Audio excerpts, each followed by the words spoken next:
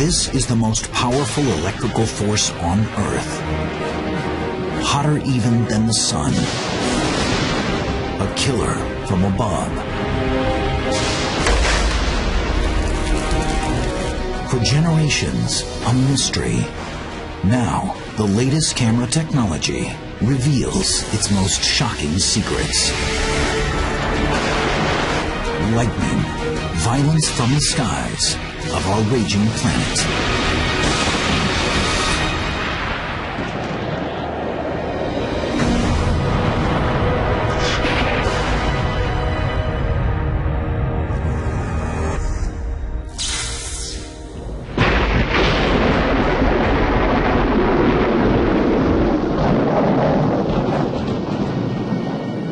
Around the world, lightning strikes more than 8 million times every day, 100 times a second.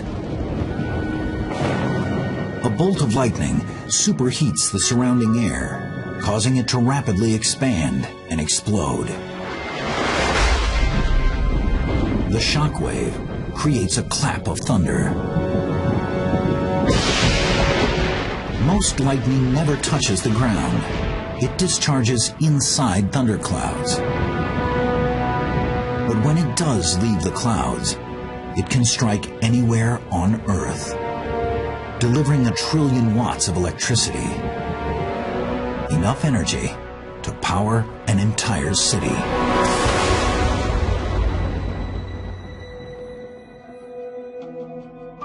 Running across the center of Florida is America's lightning hotspot, known as Lightning Alley. Every year, there are over 50 strikes per square mile, and every year, people get hit.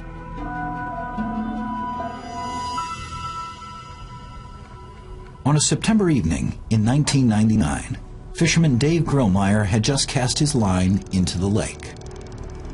Without warning, a bolt of lightning streaked down from the cloud above him, with shocking consequences. The rod, as you see here, what's left of it, was about a 7-foot rod. It was obviously so hot that it burnt the epoxy away, evaporated, and left nothing but the carbon fibers at the end of the rod. It wasn't just the rod that was damaged. Dave suffered multiple burns, but it was the condition of his clothes that revealed the true power of the strike. The zipper was all gone, and several months later, I asked the paramedic, well, was there anything stuck in me? He goes, your zipper was almost burned onto your abdomen. That's how hot it got. This is what's left. This is where my beeper was at, on my side.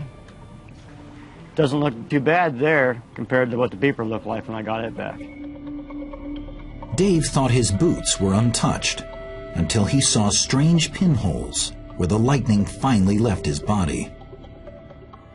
I guess the electricity passed through my body to the bottom of the shoe and jumped over the heel and back to the ground itself. Dave was one of the lucky ones. 1 out of 10 lightning strike victims dies instantly. Across North America, more people are killed by lightning than by tornadoes or hurricanes. But there is a place on Earth that's even more dangerous.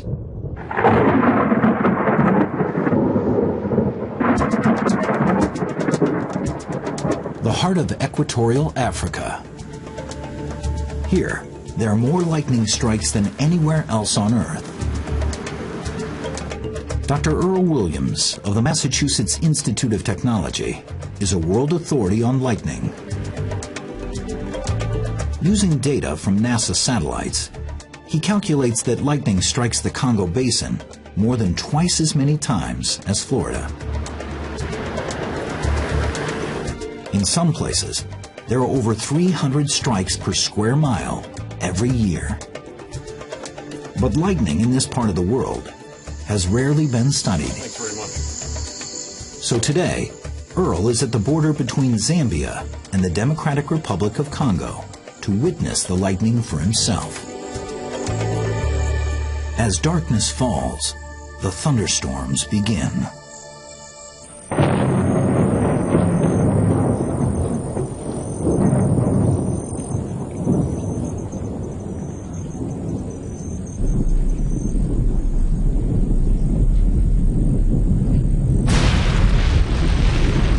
There's been much evidence that this is the most electrically active place on the planet, and now to finally be here and see it from the ground and witness the high rates of lightning is very exciting. Some strikes can't be seen with the naked eye, so one way to count them is by using an optical sensor that beeps every time there's a flash. An average storm produces around 2 strikes a minute. Here, Earl measures more than 60 a minute. The storms here are definitely living up to expectations. They're producing lightning at rates which are extraordinarily high. This is really the best place to study lightning on Earth.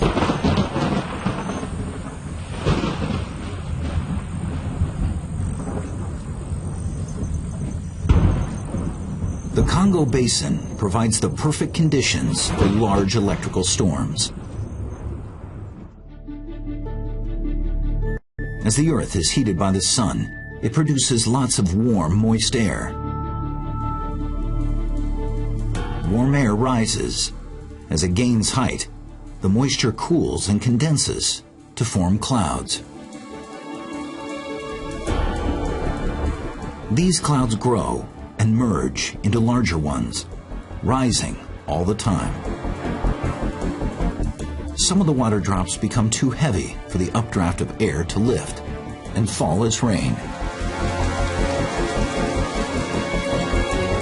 Are lifted by powerful air currents high into the cold upper regions, where they freeze into tiny crystals of ice. As the cloud hits the base of the stratosphere, it spreads out sideways to form the anvil shape typical of thunderclouds.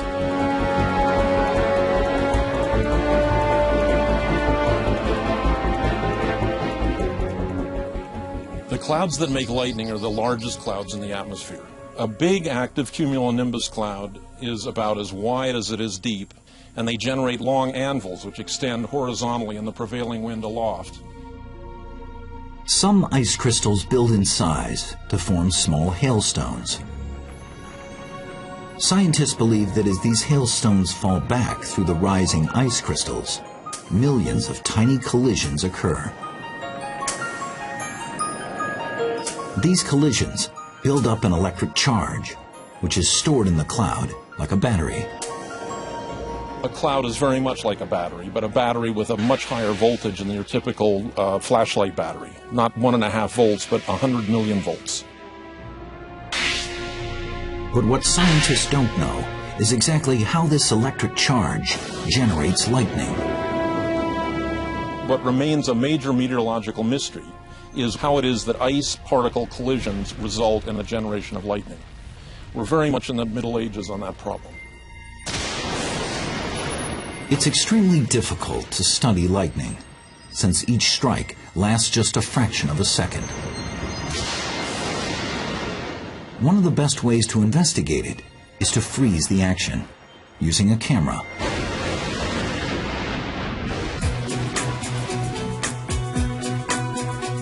David Stillings is a photographer who patrols Lightning Alley in pursuit of electric storms.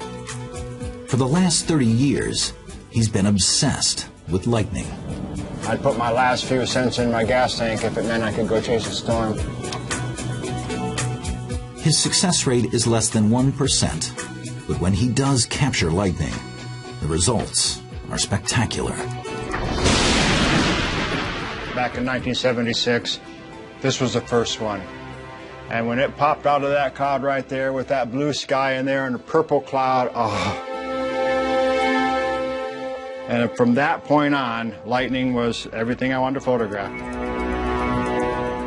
This particular one, it's got so many bolts of lightning in it, and they all happened at the same time. And this is in 2004. The shutter couldn't have been open more than 1 second, a purple sky, gold sunset, all the neat stuff that I love to see out there, and it all came together in one photograph. That's cool. But before David can even begin to photograph lightning, he has to find it. Those 2 domes there might be getting high enough to produce lightning. And the sun is breaking through and it's going to heat it up. The humidity is going to start, and this is cool. This has the potential of doing good stuff. It might have potential, but can David capture it on camera?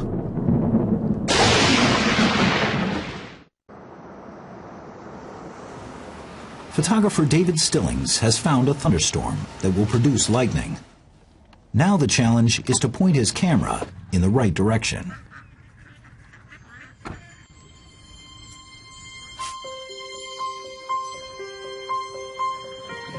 And I hope it's a big one right there. An average storm here will produce a couple of lightning flashes every minute, but it's impossible to predict where they will strike next. Whoa, whoa! Now I'm in the wrong spot again. Jeez. Oh, whoa!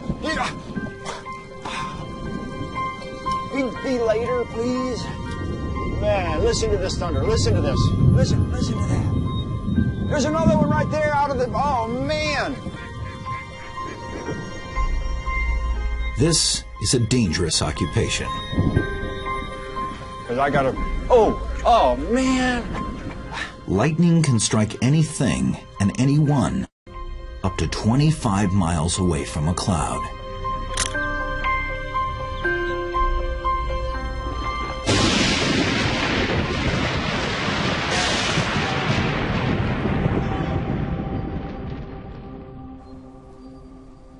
David prefers to use a traditional film camera, so he never knows whether he's got the shot until he gets the processed photos back.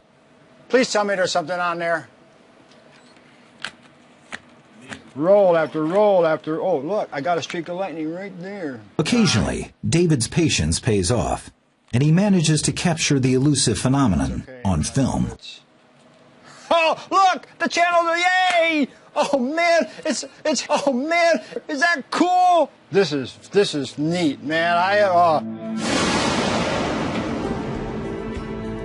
The bottom line is, yeah, this is my addiction. But if you have to be addicted to something, look. A picture of a lightning strike frozen in time can be a work of art. But photography is also extremely valuable for scientific analysis. When observed with the naked eye, lightning appears to travel from the clouds directly to the ground. But recent advances in video camera technology reveal that the anatomy of lightning is much more complex. This is the U.S. Air Force Atmospheric Research Center in Colorado Springs. Here, Dr. Jeff McHargue is using a super slow-motion camera to capture lightning. To do this, he needs split-second timing. Oh, darn it. It's a lot like fishing. You just have to get lucky and get the lightning bolt inside your field of view.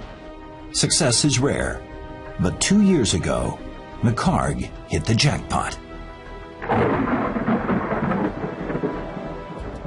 I was simply watching the lightning get closer and closer, and I kept recording it, and I didn't know what I had until I went back and reviewed it. For the first time ever, Jeff had recorded the birth of a lightning bolt in super slow motion.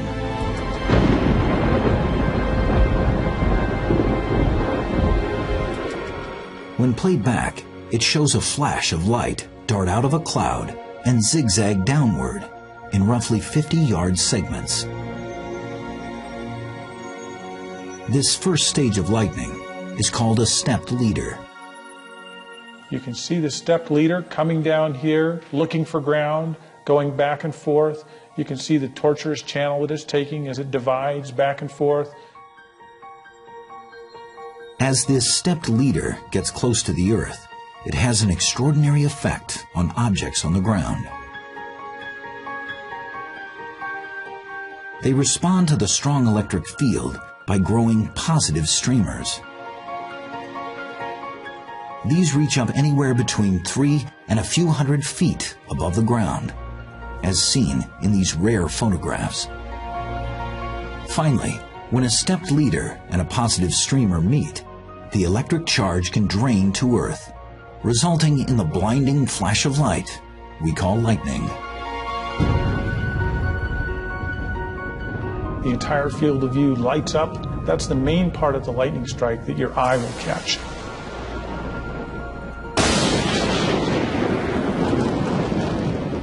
The new generation of cameras has enabled scientists to record a strike that lasts just a fraction of a second and play it back over 200 times slower to analyze its detail. These super slow motion images show the stepped leader making a connection with the ground. The entire charge then drains from the cloud above, seen as a series of pulses. Using the latest camera technology, scientists are beginning to unravel the mysteries of lightning.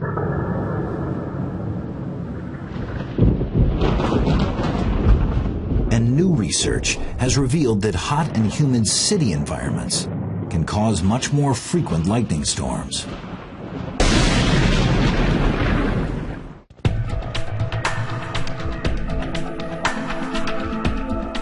Tampa, Florida is the lightning capital of the United States, with more lightning than anywhere else. Scott Steiger from the State University of New York believes the reason the city attracts lightning is because Tampa is an urban heat island. An urban heat island is caused by the fact that the city area has a lot more impervious surfaces of asphalt and concrete that absorbs a lot of the sun's solar radiation. That energy gets re-emitted and warms the air in the city. A city can be as much as 15 degrees warmer than the surrounding rural areas. As the warm air rises, it creates strong upward convection in the atmosphere over the city. Now, this urban heat island can cause more thunderstorms as it develops a convergent zone over the city, which helps to lift the air and initiate more thunderstorms. The creation of thunderstorms means lightning is inevitable. Especially cities in warm, humid climates like Tampa Bay, Florida, and Houston, Texas, are very capable of producing more thunderstorms and more lightning, which is more dangerous to the public living in those cities. Scientific research has recently produced evidence that lightning doesn't just come down from above. It also streaks up high into the sky.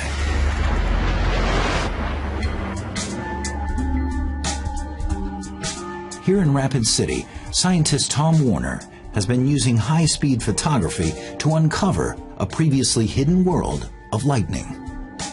We're seeing things in such a way that we've never seen before. Using a battery of cameras, he's managed to capture some astonishing images, which show lightning traveling not from cloud to ground, but shooting upwards.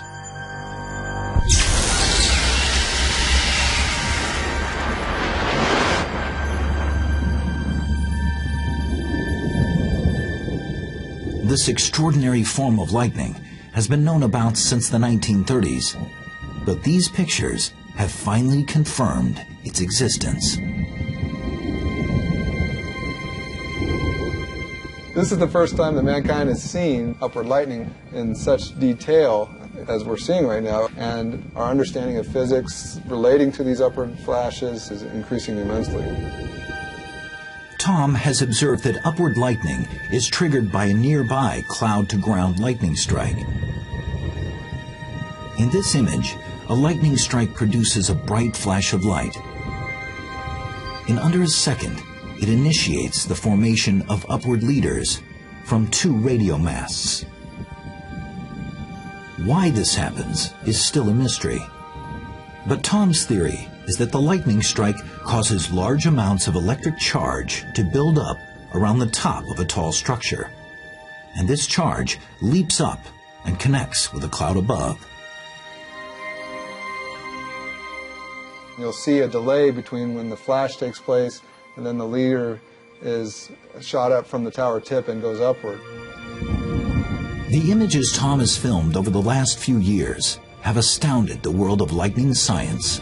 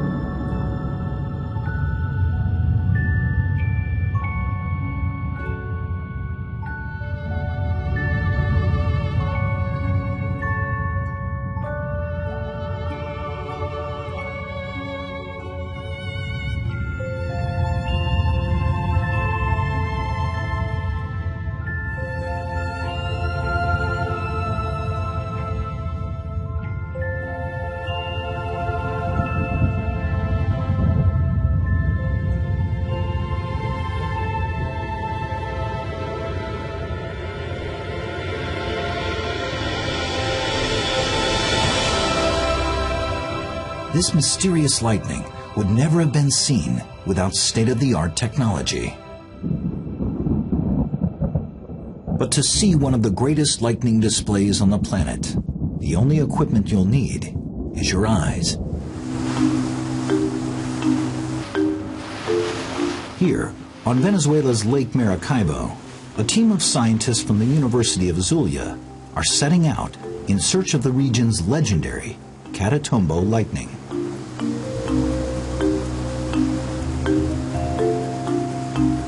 Unusual conditions in this area create a unique kind of lightning. Methane gas bubbles up from rotting vegetation in the swamps and rivers. And Lake Maracaibo's oil fields also produce methane gas as a byproduct. It all accumulates in the atmosphere above the marshes.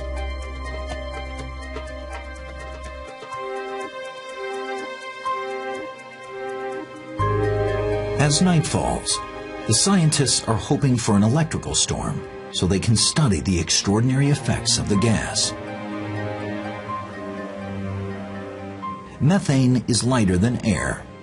As it rises up into the clouds, it feeds the storm, creating brighter, much more colorful lightning.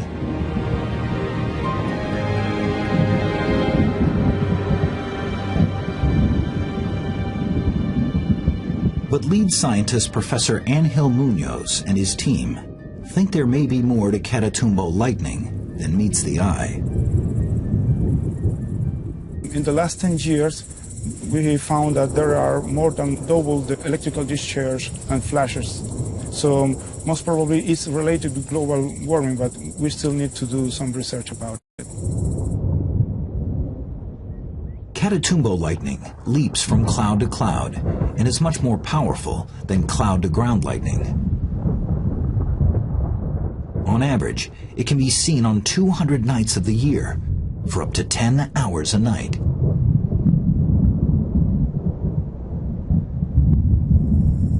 Catatumbo lightning is an amazing phenomenon. It's unique, it's beautiful, it's in our heart, it's in our anthem, it's in our flag. That's what Catatumbo lightning is for us. This display is so colossal, it's visible 100 miles out to sea.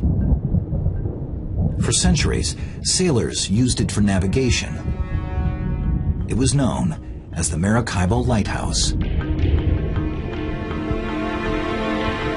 A lightning storm can be spectacular from a distance, but up close, lightning can be deadly.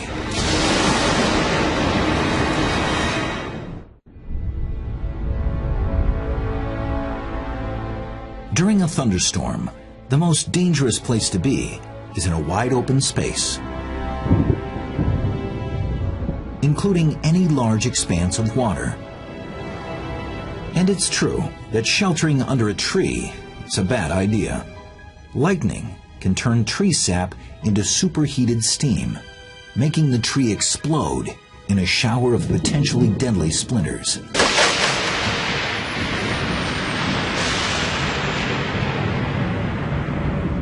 Lightning can also travel down telephone lines.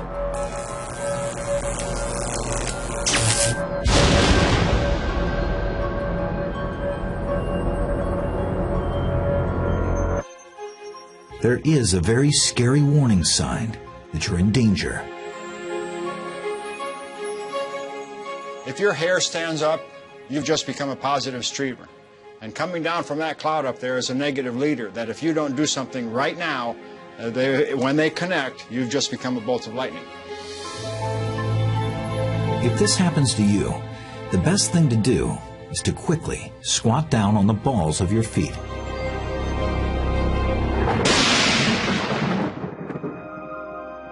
Student Carolyn Nath had no warning she was in danger. She was making her way to class at the University of South Florida in Tampa when lightning struck. I heard a loud, loud crack of thunder, and within a second, I saw a light. Basically, the corridor in front of me of palm trees was an overexposed picture, and I felt the electricity start going through my entire body. I could feel it every ounce, every inch of my body. My muscles expanded, they contracted very tightly, and every nerve, I could feel that pressure going through my entire body. The after effects were devastating. Everything was completely swollen, my skin was lobster red. It was basically like I had a very, very severe sunburn. So afterwards, all my skin peeled off. A lightning flash contains up to 200,000 amps, but it takes just 1/10 of an amp to kill a person.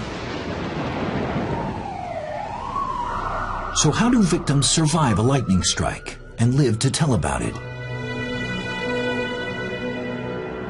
Doctors at the University of Illinois have been trying to find the answer.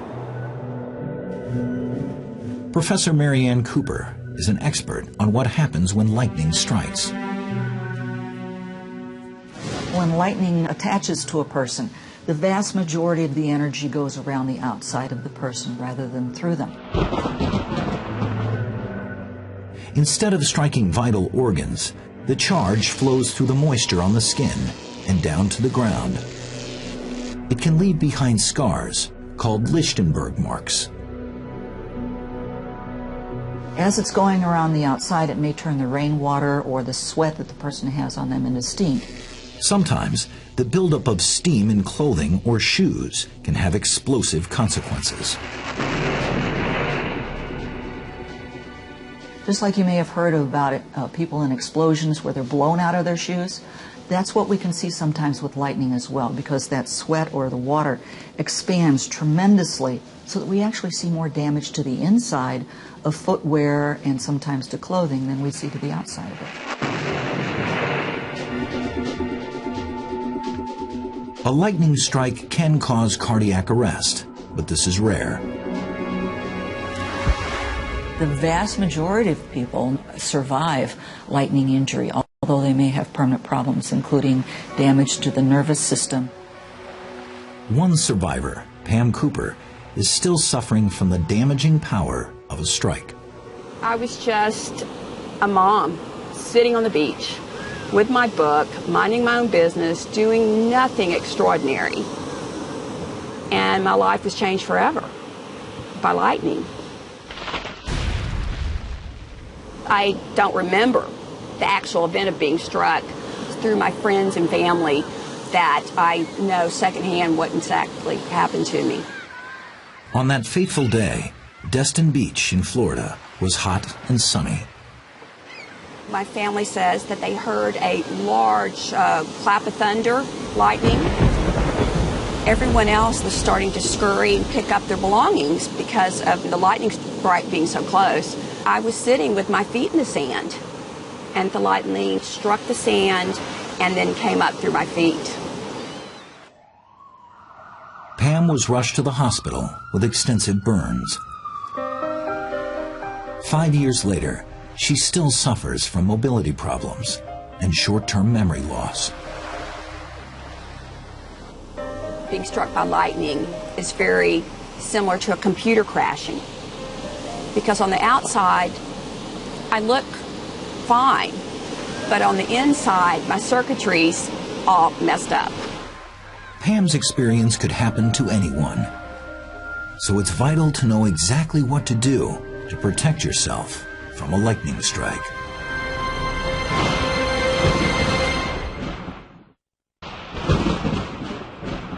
When a thunderstorm forms, people's lives can be at risk.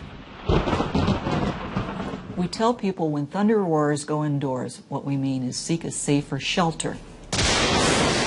If you're ever caught out in a thunderstorm, one of the safest places to be is in a closed vehicle. Many people believe the rubber tires on a car will keep them safe, but that's not true. It's the car's metal body that provides protection, as this high-voltage experiment will demonstrate. A Tesla coil is the lightning simulator, an electrical transformer that discharges 750,000 volts of electricity, more than enough to kill. Dr. Lisa Lazarek is an electrical engineer who's willing to sit in a car underneath the coil to prove that the metal body will protect her. The electrical charge striking this car is going to conduct around the outside surface of the enclosed body, so I should be fine as long as I don't touch the metal of the car. But it's one thing to talk about the theory, and it's another thing to put it into practice. So I guess I'm ready.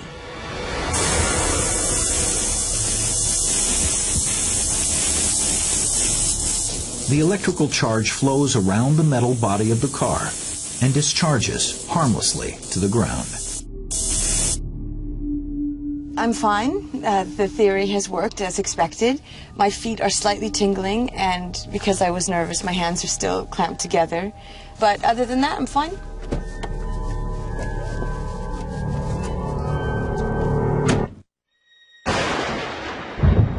The experiment has just proved the rule of physics, that an electrical charge, like lightning, will always travel around the outside surface of an enclosed metal body. That's why passengers are unharmed when a plane is struck by lightning. This incredibly rare footage of a plane flying into Sydney Airport shows a dramatic strike.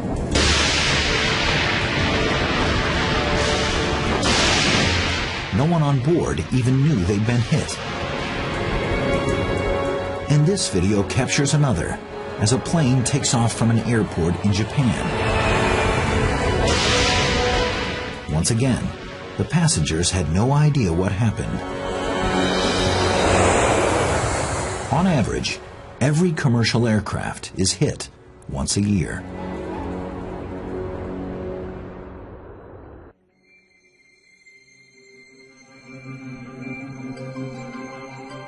Besides suffering a direct hit from a lightning bolt, the biggest threat to life is when lightning triggers fire.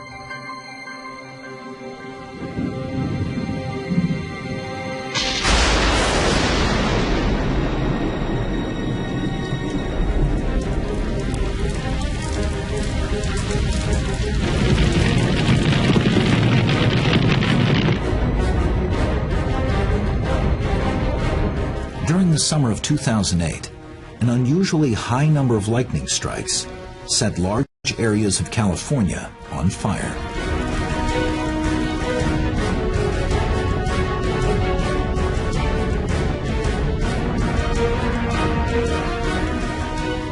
One single storm unleashed up to 5,000 lightning strikes, igniting more than 1,000 individual fires.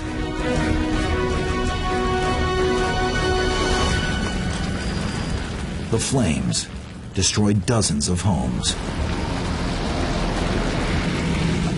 In a lightning-prone area, living in houses built among trees carries a high risk.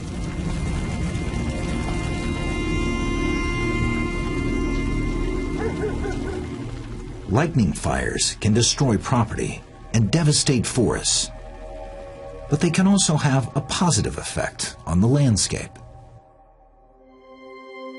Nature has evolved a way to work in harmony with lightning fires, and even depends on them to renew life. Here, in the Australian outback, lightning fires are a common occurrence. Jeffrey Lee is a park ranger charged with looking after the land. He welcomes the fires because they clear the ground and encourage the regrowth of edible plants, or bush tucker. Brings back new grass and tree, leaf, it's good now. You look everything all green. Bush tucker coming back in the area, you know, like green plum and black plum and sweet potato. Many plant species have evolved to colonize the areas these fires lay bare, and some seeds actually need fire to germinate. Lightning also helps produce vital plant fertilizers.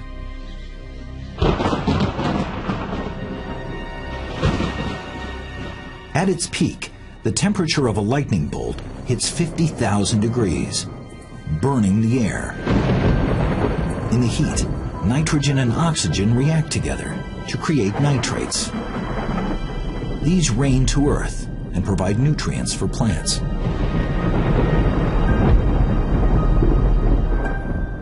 Scientists have now discovered that lightning may also be playing a part high in the Earth's atmosphere.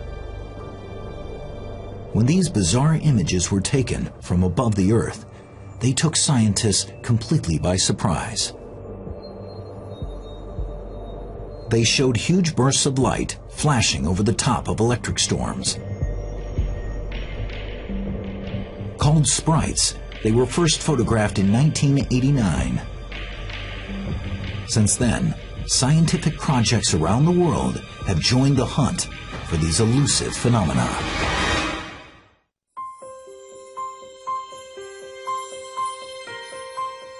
In 1997, New Zealand scientist Professor Richard Dowden arrived in Australia's Northern Territory on a quest for a bizarre kind of lightning called sprites.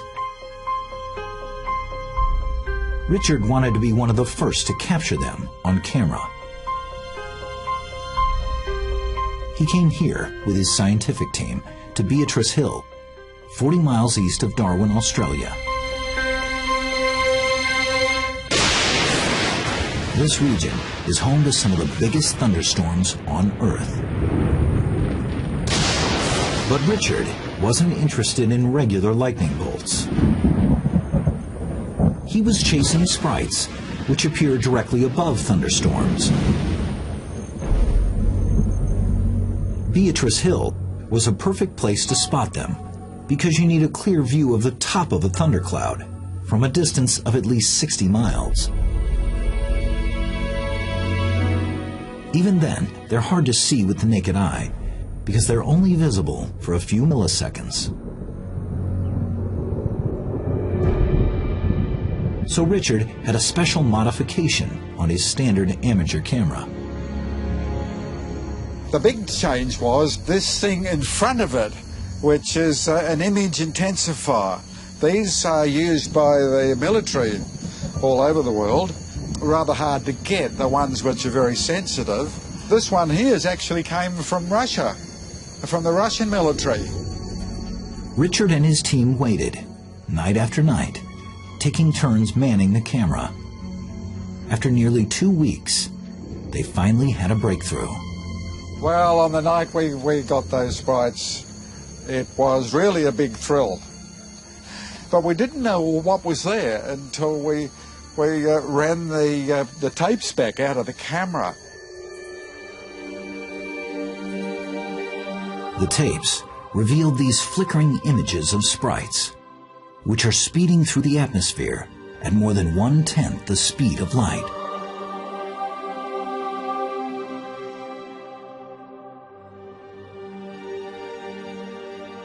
And that was a fantastic thing. I don't think we got any more sleep that night. Scientists remain mystified by the first fleeting sightings of sprites. But just 2 years later, Dr. Jeff McHargue of the U.S. Air Force Atmospheric Research Academy made another breakthrough. He managed to record sprites using an image intensifier on the front of his super slow-motion camera. It was probably the most fun I've actually ever had taking data. It was just great. We took data all night long. We recorded pretty much every tape that we had. The tapes revealed an incredible variety of sprites. The scientists have since given them names. What we're looking at right now is a jellyfish sprite. And the first thing you'll see is they're very large. They're maybe 30 miles tall, 30 miles wide. Just think about that. That's almost from Colorado Springs to Denver. Then there's the extraordinary carrot sprite. It physically looks like a carrot, with the upper part being like the leaves of a carrot and the downward tendril that we call it going like the stalk of the carrot. And Jeff also captured the C, or column sprite. Here we have 3 of them side by side, and the motion is pretty much all down, hence the name column or C sprite. Around the world, as many as 10 sprites could be shooting up from the clouds every minute.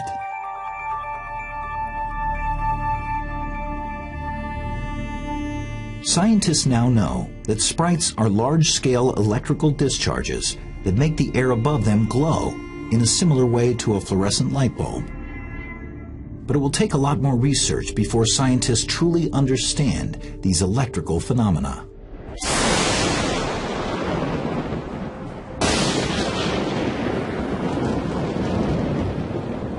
Even though the serious study of lightning began over 2 centuries ago, scientists are still struggling to figure out what guides lightning's path, or why it chooses to strike in one place over another. We've learned a lot about lightning in the last few hundred years, but there is still a major meteorological mystery to be solved. What we do know is that lightning has an incredible capacity for destruction, and it can never be controlled.